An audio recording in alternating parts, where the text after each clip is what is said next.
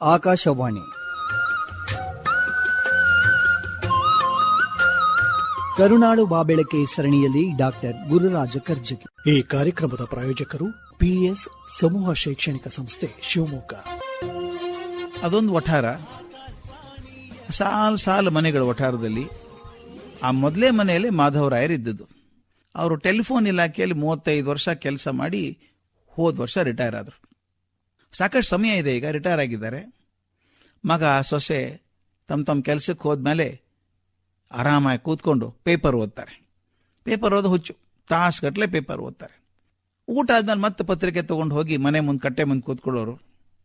ಪತ್ರಿಕೆ ಓದೋದು, ರಸ್ತೆ ಮೇಲೆ ಬಂದು ಹೋಗೋ ಜನರನ್ನ ವಾಹನ ನೋಡ್ತಾ ಕೂತ್ಕೊಂಡ್ರೆ ಹೊತ್ತು ಸರಿಯಾಗಿ ಹೋಗ್ತಿತ್ತು. ಆದರೆ ಈ ಮಾಧವರಾಯರಿಗೊಂದು ತೊಂದರೆ ಇದೆ.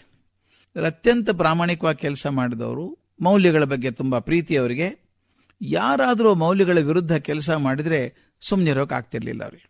ನೀವು ಕಂಡಿದ್ದೀರಿ, ಕೆಲವರು ಇರ್ತಾರೆ ಹಾಗೆ ಸುತ್ತಮುತ್ತಲ, ಯಾರು ತಪ್ಪು ಮಾಡಿದ್ರು ಉಪದೇಶ ಮಾಡೋಕೆ ಹೋಗ್ತಾರೆ. ಇವ್ರು ಹಾಗೆ, ಅಂಥವ್ರು ತಮ್ಮವರೇ ಆಗಲಿ ಬೇರೆಯವರೇ ಆಗಲಿ ಅವ್ರು ತಿದ್ದಬೇಕು ಅಂತ ಆಸೆ ಅವ್ರದ್ದು. ಹಿಂಗೆ ತಿದ್ದುವಾಗ ಆ ಕೇಳಿಸ್ಕೋತಾರಲ್ಲ ಮಾತು, ಅವ್ರು ಕೆಲವರು ಕೋಪ ಬರೋದು. ನೀವೇನ್ರಿ ಹೇಳೋದು ನಮಗೆ ಅಂತಿದ್ರು. ತಿರುಗಿ ಮಾಧವರಾಯರಿಗೆ ಬೈಯೋರು, ಕೆಲವು ಸಲ ಜಗಳಕ್ಕೆ ಹೋಗೋದು.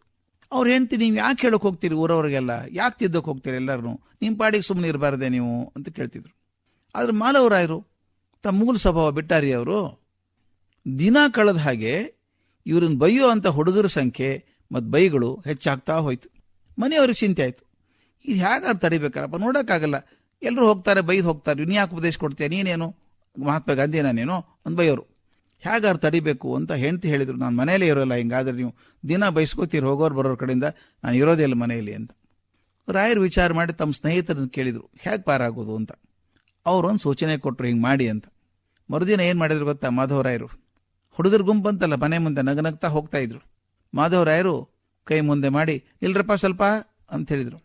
ಹುಡುಗರು ನಿಂತರು. ಮತ್ತೇನು ಸ್ವಾಮಿ, ಇವತ್ತೇ ಉಪದೇಶ ನಮಗೆ ಇವತ್ತು ಅಂತ ಜೋರಾಗಿ ಚಪ್ಪಾಳೆ ಹೊಡೆದು ನಕ್ಕರು ಮಕ್ಕಳು, ಹುಡುಗರೆಲ್ಲ. ಮಾಧವರಾಯರು ಹೇಳಿದರು, ನಿಮ್ಗೆ ಉಪದೇಶ ಮಾಡಿದ ತಪ್ಪು ಅಂತ ನನಗೆ ಗೊತ್ತಾಗ್ಬಿಟ್ಟಿದೆ. ಈಗ ಅದಕ್ಕೆ ಪ್ರಾಯಶ್ಚಿತ್ತ ಮಾಡ್ಕೋಬೇಕು, ನಾನು ತೀರ್ಮಾನ ಮಾಡಿದ್ದೀನಿ. ಏನು ಮಾಡಬೇಕು ಅಂದರೆ, ಪ್ರತಿಯೊಬ್ಬರೂ ನನಗೆ ಬೈದು ಹೋಗ್ಬೇಕು, ಚೆನ್ನಾಗಿ ಬೈಬೇಕು ನನಗೆ. ಯಾರು ಬೈತಾರೋ ಪ್ರತಿಯೊಬ್ಬರಿಗೆ 10 ರೂಪಾಯಿ ಕೊಡ್ತೇನೆ ನಾನು. ಅಂದ್ ಜೇಬಿಂದ ನೋಡು ತೆಗೆದು ತೋರಿಸಿದ್ರು. ಹುಡುಗರು ತಮಾಷೆ ಅನ್ನಿಸ್ತು. ಒಬ್ಬ ಹುಡುಗ ನೋಡೋಣ ಅಂತ ಬೈದ, ಇವರಿಗೆ ಬುದ್ಧಿ ಇಲ್ಲ, ನಿಮಗೆ ವಯಸ್ಸಾಯಿತು, ಜ್ಞಾನ ಬರಲಿಲ್ಲ ಅಂತೆಲ್ಲ ಬೈದ. ತಕ್ಷಣ ರಾಯರು ಜೇಬಿನಿಂದ 10 ರೂಪಾಯಿ ತೆಗೆದು ಕೊಟ್ರು. ಇನ್ನೊಬ್ಬ ಬೈದ, ಅವನಿಗೂ 10 ಕೊಟ್ರು. 5-6 ಜನ ಹುಡುಗರು ಎಲ್ಲರೂ ಬೈದರು, 10 ರೂಪಾಯಿ ಕೊಟ್ಟು ಕಳಿಸಿದ್ರು. ಅವ್ರಿಗೆಲ್ಲ ಆಶ್ಚರ್ಯ, ವಿಚಿತ್ರ ಅಲ್ಲ ಇದು. ಇಷ್ಟು ದಿವಸ ನಾವು ನೋಡಿದಾಗ ಹೊಗಳಿದ್ರೆ ದುಡ್ಡು ಕೊಡ್ತಾ ಇದ್ರು ಜನ, ಇವ್ರು ಬೈದ್ರೆ ಕೊಡ್ತಾರಲ್ಲ ದುಡ್ಡು. ಮತ್ತೆ ಹೇಳಿದ್ರು ಮಾಧವರಾಯರು, ನೋಡಿ ನಾಳೆ ಬನ್ನಿ, ಪ್ರತಿಯೊಬ್ಬನಿಗೂ 10 ರೂಪಾಯಿ ಕೊಡ್ತೀನಿ ಮತ್ತೆ ಅಂದರು. ಮರುದಿನ ಹುಡುಗರು ಹೋದ್ರು, 10 ರೂಪಾಯಿ ಸುಮ್ಮನೆ ಬರ್ತೀರಿ ಬಿಡ್ತಾರೆ ಯಾಕೆ, ಹೋದ್ರು, ಚೆನ್ನಾಗಿ ಬೈದ್ರು, ಮತ್ತೆ 10 ರೂಪಾಯಿ ತೊಗೊಂಡು ಹೋದ್ರು. ಹುಡುಗರು ಒಂದು ಹಣ ಗಳಿಸೋ ದಾರಿ ಆದಂಗೆ ಆಯ್ತು. ಮರುದಿವಸ ಮತ್ತೆ ಬಂದ್ರಲ್ಲ ಹುಡುಗರು ಬೈಯೋದಕ್ಕೆ. ರಾಯರು ಹೇಳಿದ್ರಂತೆ, ನೋಡಿಪ್ಪ, ನಾ ನಿವೃತ್ತರಾದ ಮನುಷ್ಯ, ಹಣ ಜಾಸ್ತಿ ಇಲ್ಲ, ಇವತ್ತು ನಾನು ಬೈದವರಿಗೆ 10 ರೂಪಾಯಿ ಕೊಡಲ್ಲ, 5 ರೂಪಾಯಿ ಮಾತ್ರ ಕೊಡ್ತೇನೆ, ಆಗ್ಬೋದೇ, ಬೈದು ಹೋಗಿ ಅಂದರು. ಆ ಹುಡುಗರು ಬೇಜಾರು ಮಾಡ್ಕೊಂಡ್ರು. 10 ರೂಪಾಯಿದು 5 ರೂಪಾಯಿ ಆಯ್ತಲ್ಲ, ಆದರೂ ಬಂದಿದ್ದೀವಲ್ಲ, ಬೈದರು, ಹಣ ತೊಗೊಂಡು ಹೋದ್ರು. ಮರುದಿವ್ಸ ಮತ್ತೆ ಹುಡುಗರು ಬಂದರು.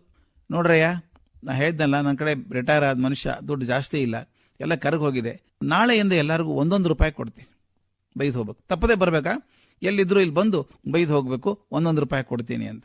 ಆ ಹುಡುಗರಂದ್ರು, ಹೋಗ್ರಿ ಸ್ವಾಮಿ, ನೀವು ಕೊಡೋ 1 ರೂಪಾಯಿಗೆ ಇಲ್ಲಿ ತನಕ ಬಂದು ಬೈದು ಹೋಗ್ಬೇಕಾ, ನಾವು ಬೇರೆ ಕೆಲಸ ಅಲ್ವಾ ನಮಗೆ, ಮೂತಿ ಊದಿಸ್ಕೊಂಡು ಹೋದ್ರು ಹುಡುಗರು.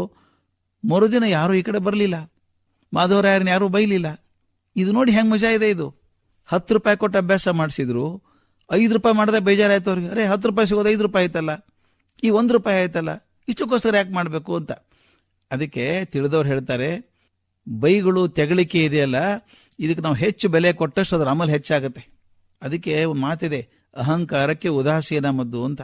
ನಾವು ಸರಿಯಾಗಿದ್ದು ನಮ್ಮ ವ್ಯವಹಾರವನ್ನು ತೆಗಳುವಂತಹ ಜನ ಇರ್ತಾರಲ್ಲ, ಅದರ ಮಾತಿಗೆ ನಾವು ಬೆಲೆ ಹೆಚ್ಚು ಕೊಟ್ಟಷ್ಟು ತೆಗಳಿಕೆ ಜಚ್ಚಾಗ್ತದೆ. ತಲೆ ಕೆಡಿಸ್ಕೋಬೇಡಿ, ನಾನು ಸರಿಯಾಗಿದ್ದೀನಾ ನೋಡಿ. ವಿನಾಕಾರಣ ಉಪದೇಶ ಮಾಡೋಕೆ ಹೋಗೋದು ಕಾರಣ ಇಲ್ಲ.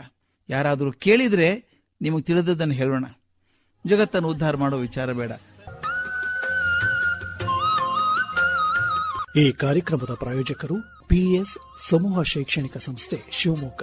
ಶಿವಮೊಗ್ಗದ PES institute of technology and management ನಲ್ಲಿ ಈ ಶೈಕ್ಷಣಿಕ ವರ್ಷಕ್ಕಾಗಿ ವಿವಿಧ ಇಂಜಿನಿಯರಿಂಗ್ ಕೋರ್ಸ್ಗಳ ದಾಖಲಾತಿ ಆರಂಭವಾಗಿದ್ದು, ಲಭ್ಯವಿರುವ ಕೋರ್ಸ್ಗಳೆಂದರೆ CSC, ISC, ECE, ME, civil, EEE, AI and ML, CSDS, CSD ಹಾಗೂ ಕಂಪ್ಯೂಟರ್ ಇಂಜಿನಿಯರಿಂಗ್. ಉತ್ತಮ ಶಿಕ್ಷಣ, ಅತ್ಯುತ್ತಮ ಕಲಿಕಾ ವಾತಾವರಣವಿರುವ ಪಿಇಎಸ್ ಸಂಸ್ಥೆ ಸೇರಲು 8296317763ಕ್ಕೆ ಸಂಪರ್ಕಿಸಿ ಅಥವಾ ಶಿವಮೊಗ್ಗ ಸಾಗರ ರಸ್ತೆಯಲ್ಲಿರುವ ಪಿಇಎಸ್ ಕ್ಯಾಂಪಸ್ಗೆ ಭೇಟಿ ನೀಡಬಹುದು. ಕರುನಾಡು ಬಾಬೆಳಕೆ ಸರಣಿ ಕಾರ್ಯಕ್ರಮ ಪ್ರಸಾರವಾಯಿತು.